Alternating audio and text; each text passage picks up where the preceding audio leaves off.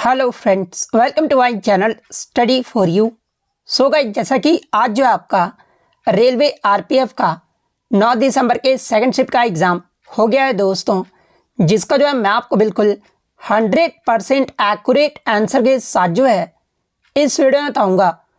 तो देख लेते हैं कि किस प्रकार की जो है आज आपके 9 दिसंबर के सेकंड शिफ्ट के एग्ज़ाम में जो है प्रश्न पूछे गए हैं। उससे पहले एक बात और दोस्तों, कि जिन्होंने भी अगर चैनल को सब्सक्राइब नहीं किया है तो रेलवे आरपीएफ एग्ज़ाम से रिलेटेड पल पल की अपडेट के लिए जो है चैनल को सब्सक्राइब ज़रूर कर दीजिएगा। और बगल में ही आपको एक बेल आइकन यानी घंटे का निशान भी दिख रहा होगा, तो आप उसे भी जो है ज़रूर प्रेस कर दीजिएगा। तो चलिए वीडियो को स्टार्ट करते हैं। तो आपका पहला क्वेश्चन आया था कि सत्य शोधक समाज की स्थापना ये जो है किसने की थी। तो देखिए, सत्य शोधक समाज की जो स्थापना है ना, ये ज्योतिबा फूले के द्वारा 24 सितंबर 1873 को महाराष्ट्र के पुणे में जो इसकी स्थापना जो वो किया गया था। तो ज्योतिबा फूले आपका यहाँ पे करेक्ट आंसर होगा। इसके अलावा प्रमुख समाज या फिर सभा की स्थापना देख लेते हैं, जहाँ से एग्जाम में आपके लगातार प्रश्न जो वो पूछे जा रहे हैं। जैसे कि ब्रह्म समाज की जो स्थापना है ये आपका 1828 में कलकत्ता में जो है ये आपका राजा राम मोहन रॉय के द्वारा जो वो किया गया था। सत्य शोधक समाज की जो स्थापना है ना, ये आपका 1873 में ज्योतिबा फूले के द्वारा जो वो किया गया था। आत्मीय सभा की जो स्थापना है ये आपका 1814-15 में जो है राजा राम मोहन रॉय के द्वारा जो वो किया गया था। रामकृष्ण मिशन की बात कर ले तो देखिए, रामकृष्ण मिशन की जो स्थापना है ना, ये आपका 1 मई 1897 को स्वामी विवेकानंद के द्वारा जो वो किया गया था। सर्वेंट ऑफ इंडिया सोसाइटी की जो स्थापना है, इसकी स्थापना 1905 में जो है गोपाल कृष्ण गोखले के द्वारा जो वो किया गया था। इसके अलावा अगर बात कर ले धर्म समाज के बारे में, तो देखिए धर्म समाज की जो स्थापना है ना, ये आपके 1829 में कलकत्ता में जो है राधाकांत देव के द्वारा जो इसकी स्थापना किया गया था। आर्य समाज की जो स्थापना है ये 1875 में दयानंद सरस्वती के द्वारा जो वो किया गया था। एशियाटिक सोसाइटी की जो स्थापना है ये 1784 में विलियम जोन्स के द्वारा जो वो किया गया था। तत्वबोधिनी सभा की जो स्थापना है ये आपका 1839 में देवेंद्र नाथ टैगोर के द्वारा जो वो किया गया था। वेद समाज की जो स्थापना है ये 1864 में केशव चंद्र सेन के द्वारा जो वो किया गया था। प्रार्थना सभा की जो स्थापना है ना, ये आपके आत्माराम पांडुरंग, इसके अलावा महादेव गोविंद रनाडे और इतिहासकार आरजी भंडारकर के द्वारा जो है इसकी जो स्थापना है ना, ये आपका 31 मार्च 1867 को जो है बम्बई में इसकी स्थापना जो वो किया गया था। तो ये सारे फैक्ट जो आपको ध्यान में रखना है। नेक्स्ट क्वेश्चन आपका यहाँ पर आता है कि नाटो के जो है वर्तमान में कितने सदस्य देश हैं। तो देखिए 2024 तक की बात कर ले तो नाटो के वर्तमान में जो है आपके 32 सदस्य देश हैं।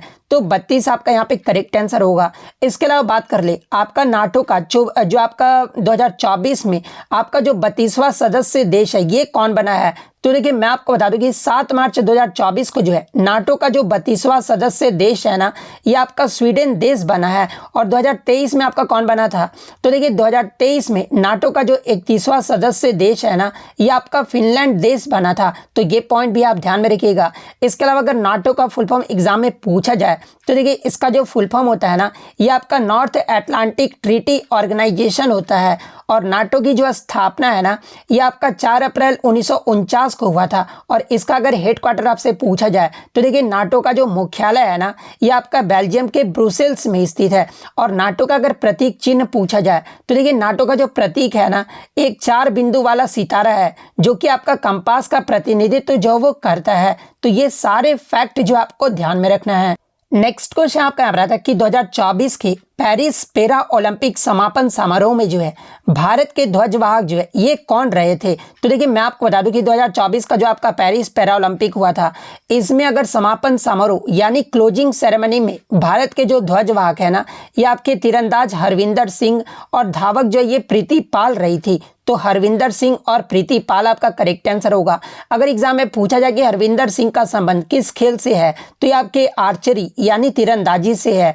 वहीं अगर प्रीति पाल सवाल का पूछा जाए तो ये आपके एक धावक है। वहीं अगर बात कर ले आपका जो है, ये तो हो गया आपका समापन समारोह के बारे में। अगर आपसे उद्घाटन समारोह के बारे में पूछा जाए तो देखिए पेरिस पैरा ओलंपिक 2024 में भारत के उद्घाटन समारोह के जो ध्वजवाहक रहे थे ना, ये आपके भारतीय track and field athlete Sumit Antil और भाग्यश्री जादव जो है, ये आपका उद्घाटन समारोह के जो है ये ध्वजवाहक रहे थे। तो ये पॉइंट भी आप ध्यान में रखिएगा। वहीं अगर पेरिस पैरा ओलंपिक 2024 की बात कर ले, भारत कौन से स्थान पे रहा था, तो देखिए भारत के द्वारा जो कुल 29 मेडल जो वो जीते गए थे, जिसमें 7 गोल्ड, 9 सिल्वर और 13 ब्रॉन्ज मेडल जो वो शामिल था। और भारत जो है 2024 के पेरिस ओलंपिक में 170 देशों में जो है ये आपका 18वें पायदान पे रहा था। तो ये पॉइंट भी आप ध्यान में रखिएगा। तो ये तो हो गया आपका पेरिस पैरा ओलंपिक के बारे में। अगर ओलंपिक की बात कर ले यानी पेरिस ओलंपिक की बात कर ले, तो देखिए पेरिस ओलंपिक 2024 के उद्घाटन समारोह के जो भारत के ध्वजवाहक है ना, ये आपके शरद कमल और पीवी सिंधु रही थी। वहीं अगर समापन समारोह के बारे में पूछा जाए तो इसमें समापन समारोह में भारत की ओर से जो ध्वजवाहक है ना, ये आपके निशानेबाज मनु भाकर और हॉकी टीम के गोलकीपर पीआर श्रीजेश जो है ना, ये आपके ध्वजवाहक रहे थे। तो ये फैक्ट भी आप ध्यान में रखिएगा। इसके अलावा पेरिस ओलंपिक 2024 की अगर मेडल टैली की बात कर ले तो इसमें आपका भारत जो है मेडल टैली में 71वें पायदान पे रहा था। और इसमें भारत के द्वारा जो है आपके 6 मेडल जो वो जीते गए थे, जिसमें 1 सिल्वर और 5 जो है वो ब्रॉन्ज मेडल शामिल था। तो ये सारे फैक्ट जो आपको ध्यान में रखना है। नेक्स्ट क्वेश्चन आपका यहाँ पर आया था कि एन चंद्रबाबू नायडू ये जो आपके किस पार्टी से संबंधित है। तो देखिए अगर एन चंद्रबाबू नायडू की बात कर ले तो ये जो आपके तेलुगु देशम पार्टी से जो वो संबंधित है, तो तेलुगु देशम पार्टी आपका करेक्ट आंसर होगा। इसके अलावा तेलुगु देशम पार्टी की बात कर ले तो देखिए इसकी जो स्थापना है ना यानी गठन जो है ये आपका 1982 में एनटी रामा रॉय के द्वारा जो है इसका गठन जो वो किया गया था। इसके अलावा एन चंद्रबाबू नायडू की बात कर ले तो वर्तमान में जो ये आपके आंध्र प्रदेश के जो ये आपके मुख्यमंत्री है, और ये जो आपके तेलुगु राज्यों के राजनीतिक इतिहास में सबसे लंबे समय तक मुख्यमंत्री रहने का रिकॉर्ड भी जो है इन्हीं के नाम है। तो ये पॉइंट भी आप ध्यान में रखिएगा।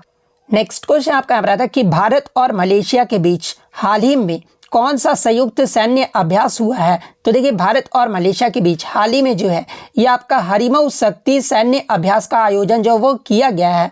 तो हरिमऊ शक्ति सैन्य अभ्यास आपका करेक्ट आंसर होगा।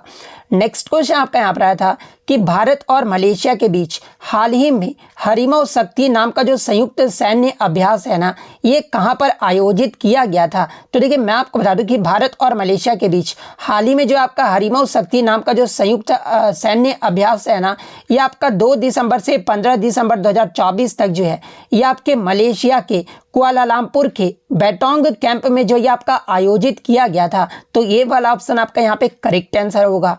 नेक्स्ट क्वेश्चन आपका यहाँ पर था कि the Rajya Sabha ethics committee was established on यानी राज्यसभा की आचार समिति की जो स्थापना है ना, ये कब किया गया था। तो देखिए राज्यसभा के आचार समिति की जो स्थापना है ना, ये आपके 4 मार्च 1997 को जो वो किया गया था। और किसके द्वारा किया गया था, तो ये आपके राज्यसभा के तत्कालीन सभापति KR नारायण के द्वारा जो इसकी स्थापना जो वो किया गया था। तो 4 मार्च 1997 आपका करेक्ट आंसर होगा। इसके अलावा बात कर ले राज्यसभा की आचार समिति का कार्य क्या होता है। तो देखिए इस समिति का जो कार्य होता है ना, ये सदस्यों के नैतिक और आचारिक आचरण की निगरानी करना और साथ ही साथ नैतिक और अन्य कदाचार के मामलों की भी जो है वो जांच करना है। और ये जो आपका समिति है ना, इसमें सभापति सहित कुल कितने सदस्य होते हैं। तो देखिए इसमें सभापति सहित जो है कुल आपके 10 सदस्य होते हैं। और इन सदस्यों की जो नियुक्ति है ना, ये सदन के सबसे बड़े दल से होती है। और इस समिति के अध्यक्ष की जो नियुक्ति है ना, ये राज्यसभा के सभी सभापति के द्वारा जो वो किया जाता है। तो ये फैक्ट भी आप ध्यान में रखिएगा। नेक्स्ट क्वेश्चन आपका बता था कि सत्येंद्र नाथ बोस जो है ये आपके किससे संबंधित है। तो देखिए सत्येंद्र नाथ बोस की बात कर ले तो ये जो आपके भारतीय भौतिक विज्ञानी और गणितज्ञ थे। और इसके अलावा अगर बात कर ले तो देखिए सत्येंद्रनाथ बोस जो है ये आपके क्वांटम सांख्यिकी और संघानिक पदार्थ भौतिकी जो है ये अग्रदूत भी जो है ये माने जाते हैं। और इनके द्वारा ही जो है ये आपके बोस आइंस्टीन सांख्यिकी और बोस आइंस्टीन कंडेंसेट के सिद्धांत को विकसित करने के लिए भी जो है इन्हें जो वो जाना जाता है। इसके अलावा ये जो आपके सत्येंद्रनाथ बोस थे ये आपके अल्बर्ट आइंस्टीन के साथ भी जो वो कार्य किए थे और इन्होंने जो है मेघनाथ साहा के साथ मिलकर जो है भारत में आधुनिक सैद्धांतिक भौतिकी की स्थापना भी जो वो किए थे। और इनके अगर पुरस्कार की बात कर ले तो देखिए सत्येंद्रनाथ बोस को 1954 में जो है पद्म विभूषण से जो वो सम्मानित किया गया था। इसके अलावा 1958 में जो है इन्हें रॉयल सोसाइटी का फेलो भी जो वो चुना गया था और इन्होंने जो है भारतीय विज्ञान कांग्रेस का जो है महासचिव भी जो वो नियुक्त किया गया था और राज्यसभा के लिए इन्हें भी जो वो नामांकित जो वो किया गया था। इसके अलावा सत्येंद्रनाथ बोस को जो है ये आपका गॉड पार्टिकल का जनक भी जो वो कहा जाता है और 2012 में गॉड पार्टिकल की खोज के बाद वैज्ञानिकों ने इस बोस के नाम पर ही जो है हिग्स बोसन कण का नाम भी जो वो दिया था। तो ये फैक्ट भी आपको ध्यान में रखना है। नेक्स्ट क्वेश्चन आपका यहाँ पर आता है कि तुल्लु वंश के निम्नलिखित राजाओं में से किसने यवन राज्य स्थापनाचार्य की उपाधि जो है वो धारण की थी। तो देखिए मैं आपको बता दूं कि कृष्णदेव राय जो कि आपके तुल्लु वंश के एक प्रमुख राजा थे और इनका जो शासन काल है ना ये 1509 से लेकर जो है 1529 तक जो है इन्होंने जो है विजयनगर साम्राज्य पर जो वो शासन किया था। और ये जो आपके कृष्णदेव राय ही थे ना इन्होंने ही जो है आपके यवन राज्य स्थापनाचार्य की उपाधि जो वो धारण की थी। तो कृष्णदेव राय आपका यहाँ पे करेक्ट आंसर होगा। इसके अलावा मैं आपको बता दूं कि कृष्णदेव राय के द्वारा ही जो है एक आपका संस्कृत नाटक जामवंती कल्याणम जो वो लिखा गया था और इनके द्वारा ही जो है यानी कृष्णदेव राय के द्वारा ही जो है ये आपका विट्ठल स्वामी मंदिर, हजारा राम मंदिर और विजय महल का जो निर्माण है ना वो करवाया गया था। इसके अलावा कृष्णदेव राय को ही जो है यह आपका आंध्र भोज या फिर आंध्र पितामह के नाम से भी जो इन्हें जाना जाता है। और इसके अलावा एग्जाम में यहाँ से एक प्रश्न पूछा जाता है कि कृष्णदेव राय के शासनकाल में कौन से पुर्तगाली जो ये भारत आए थे। तो देखिए मैं आपको बता दूं कि दुआर्ते बारबोसा और डोमिंगे पेश पुर्तगाली यात्री थे और इन्होंने जो है आपके कृष्णदेव राय के शासनकाल में जो है ये विजयनगर का दौरा भी जो वो किया था। तो ये सारे फैक्ट जो आपको ध्यान में रखना है। नेक्स्ट क्वेश्चन आपका यहाँ पर आया था कि निम्नलिखित में से कौन सी नदियां जो है सुंदरबन डेल्टा जो वो बनाती है। तो देखिए गंगा और ब्रह्मपुत्र नदियां जो है ये आपका सुंदरबन डेल्टा जो वो बनाती है। तो गंगा और ब्रह्मपुत्र आपका करेक्ट आंसर होगा। इसके अलावा सुंदरबन डेल्टा ये जो आपका किस राज्य में स्थित है। तो ये आपका वेस्ट बंगाल राज्य में स्थित है और इसमें आपके कौन से जीव जंतु पाए जाते हैं। तो देखिए सुंदरबन में जो है ये आपका रॉयल बंगाल टाइगर जो वो पाए जाते हैं। इसके अलावा सुंदरबन डेल्टा में जो है आपके 2 प्रजातियां भी जो वो पाई जाती है और वो 2 प्रजातियां कौन कौन सी है। तो पहला आपका इरादवी डॉल्फिन, सेकंड आपका गंगा नदी डॉल्फिन। ये 2 प्रजातियां जो है ये आपके सुंदरबन डेल्टा में जो वो पाए जाते हैं। नेक्स्ट क्वेश्चन आपका मैच द फॉलोइंग से आया था जहां पर आपका 4 बंदरगाह का जो नाम है वो दे दिया गया था एक तरफ और एक तरफ उनके स्टेट यानी राज्यों का नाम जो वो दे दिया गया था और उससे जो आपको मिलान जो वो करना था। तो देखिए मैं आपको बता दूं कि भारत में जो है वर्तमान में 13 प्रमुख बंदरगाह हैं और वो 13 प्रमुख बंदरगाह कौन कौन से हैं। तो देखिए पहला आपका चेन्नई पोर्ट जो कि आपका तमिलनाडु में स्थित है। तो अगर चेन्नई पोर्ट का पूछा गया होगा तो तमिलनाडु जो आपका सही मैचिंग होगा। कोची बंदरगाह में आपका सही मैचिंग जो होगा वो आपका केरल होगा क्योंकि कोची बंदरगाह जो ये आपका केरल राज्य में स्थित है। एनोर पोर्ट जो ये आपका तमिलनाडु में स्थित है। कोलकाता पोर्ट जो ये आपका पश्चिम बंगाल में स्थित है और ये जो आपका कोलकाता पोर्ट है ना ये भारत का सबसे पुराना जो है वो बंदरगाह भी है। 5th अगर बात कर ले कांडला पोर्ट तो ये आपका गुजरात राज्य में स्थित है। 6th अगर बात कर ले तो ये आपका मैंगलोर जो पोर्ट है ना ये आपका कर्नाटक में स्थित है। मुंबई पोर्ट की बात कर ले तो ये आपका महाराष्ट्र में स्थित है। जवाहरलाल नेहरू पोर्ट की बात कर ले तो ये आपका महाराष्ट्र में स्थित है और ये जो आपका जवाहरलाल नेहरू पोर्ट है ना ये भारत का सबसे बड़ा बंदरगाह भी है। इसके अलावा अगर 9वें बंदरगाह की बात कर ले तो ये आपका पारादीप पोर्ट है और पारादीप पोर्ट जो ये आपका उड़ीसा राज्य में स्थित है। तुतीकोरिन बंदरगाह जो है ये आपका तमिलनाडु राज्य में स्थित है। विशाखापट्टनम बंदरगाह की बात कर ले तो ये आपका आंध्र प्रदेश राज्य में स्थित है। इसके अलावा अगर पोर्ट ब्लेयर पोर्ट की बात कर ले तो ये आपका अंडमान और निकोबार द्वीप समूह में स्थित है। मरमगांव पोर्ट की बात कर ले तो ये आपका गोवा राज्य में स्थित है। तो इस प्रकार से जिन्होंने भी मैचिंग किया होगा उनका यहाँ पे करेक्ट आंसर होगा। नेक्स्ट क्वेश्चन आपका आ रहा था कि दक्कन के पठार की सबसे ऊंची चोटी जो है ये कौन सी है? तो देखिए दक्कन के पठार की जो सबसे ऊंची चोटी है ना, ये आपका अनाईमुड़ी है। और ये जो आपका अनाईमुड़ी है ये आपका केरल राज्य में स्थित है और इसकी जो ऊंचाई है ना ये आपका 8,842 फुट है। इसके अलावा अनाईमुड़ी को जो है ये आपका दक्षिण भारत का एवरेस्ट भी जो वो कहा जाता है। और अनाईमुड़ी जो ये नाम है ना ये एक आपका मलयालम नाम है और इसका जो अर्थ होता है ना वो आपका हाथी का माथा होता है। तो अनाईमुड़ी आपका यहाँ पे करेक्ट आंसर होगा।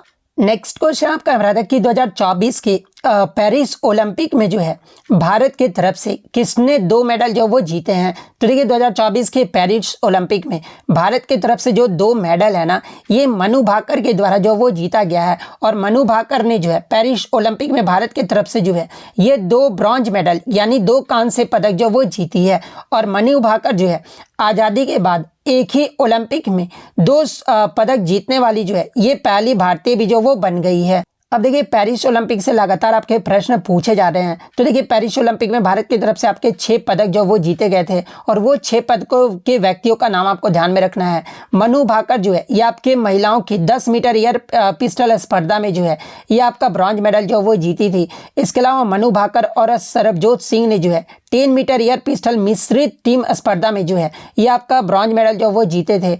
इसके अलावा स्वप्निल कुसाले के बारे में अगर पूछा जाए तो देखिए स्वप्निल कुसाले ने जो है किस कैटेगरी में जीता था ये आपको जरूर ध्यान रखना है। तो देखिए पुरुषों के 50 मीटर राइफल के स्पर्धा में जो है इन्होंने ब्रॉन्ज मेडल जो वो जीता था।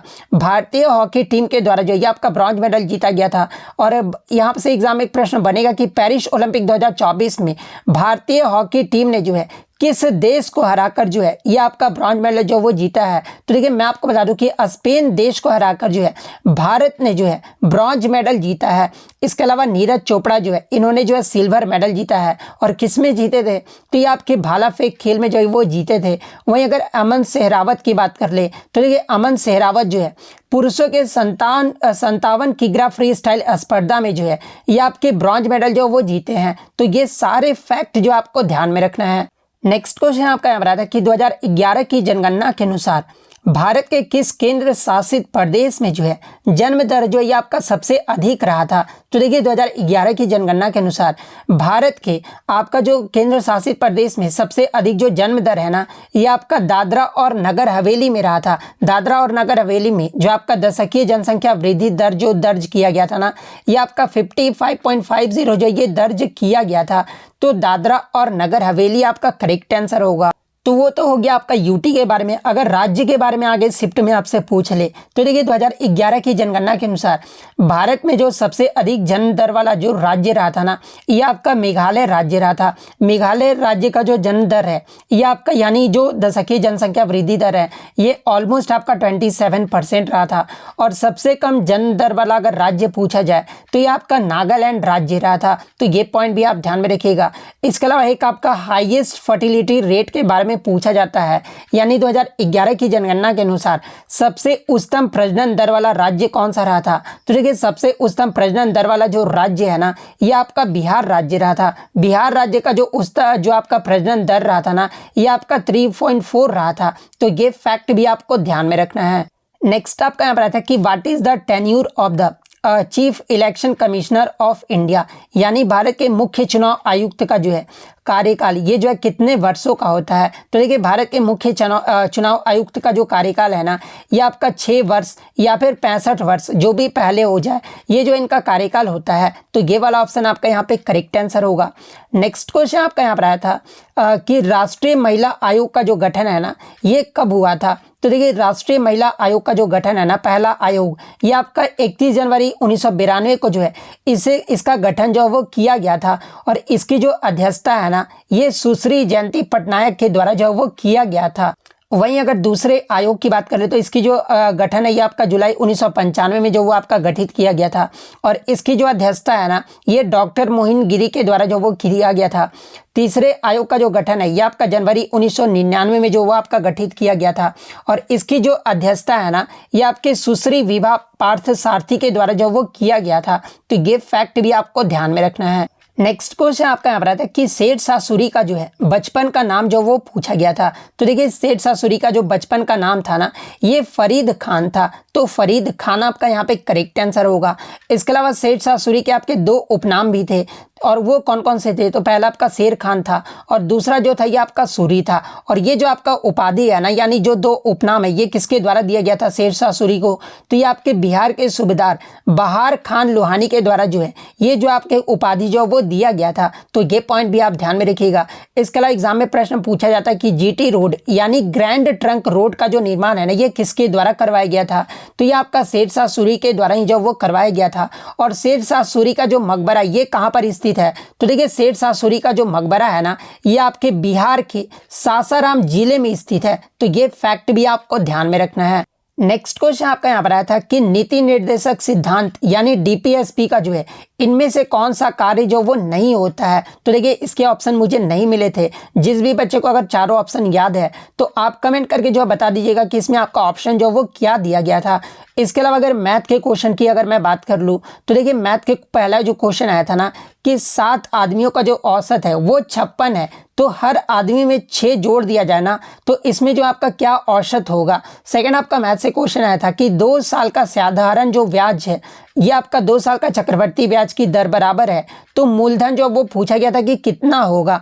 नेक्स्ट आपका यहाँ पर आया था कि एक कंटेनर में 40 लीटर दूध 40% दूध था, तो कितने परसेंट पानी मिला दिया जाए? तो दूध जो होगा ना ये आपका 25% हो जाएगा। तो ये 3 प्रश्न जो है मुझे मैथ से बच्चों के द्वारा मिले थे। तो इतने क्वेश्चन जो है आज मुझे बच्चों के द्वारा मिले हैं जो कि आपके 100% रियल और ऑथेंटिक है। तो अगर वीडियो अच्छी लगी हो तो वीडियो को जो है लाइक ज़रूर कर दीजिएगा, और इसी तरह रियल एनालिसिस पाने के लिए जो है चैनल को सब्सक्राइब ज़रूर कर दीजिएगा। तो मिलते हैं नेक्स्ट वीडियो में, तब तक thank you, all the best.